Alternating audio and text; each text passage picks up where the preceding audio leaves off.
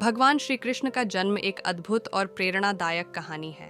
यह कथा भगवान विष्णु के 8वें अवतार श्री कृष्ण के जन्म से जुड़ी है, जिसे श्रीमद् भागवत महापुराण में विस्तार से वर्णित किया गया है। मथुरा नगरी के राजा उग्रसेन के पुत्र कंस ने अपने पिता को कैद कर स्वयं राजा बन गया। कंस अत्यंत क्रूर और अधर्मी था। उसकी बहन देवकी का विवाह वसुदेव जी से हुआ। विवाह के पश्चात कंस ने देवकी और वसुदेव को रथ में बिठाकर स्वयं उन्हें उनके घर छोड़ने निकला। रास्ते में एक आकाशवाणी हुई कि हे कंस, जिस देवकी को तू इतने प्रेम से उसके घर छोड़ने जा रहा है, उसी देवकी का 8वां पुत्र तेरा वध करेगा। यह सुनकर कंस अत्यंत क्रोधित हो गया और उसने देवकी को मारने का प्रयास किया। तब वसुदेव जी ने कंस से प्रार्थना की कि वे उसे मारने के बजाय उसके बच्चों को मार दें। कंस ने वसुदेव की बात मान ली और उन्हें कारागार में डाल दिया।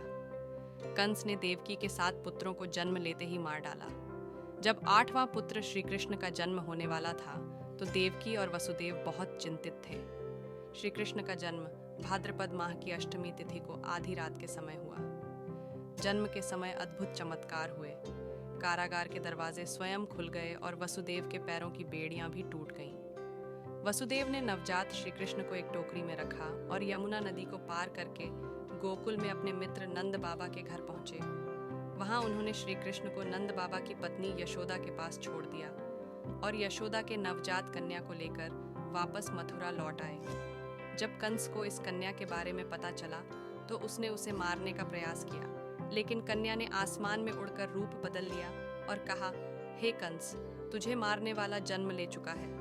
इस प्रकार भगवान श्री कृष्ण का जन्म मथुरा के कारागार में हुआ और वे गोकुल में नंद बाबा और यशोदा माता के संरक्षण में पले बढ़े। उनके जन्म के साथ ही अधर्म के नाश और धर्म की स्थापना का युग आरंभ हुआ।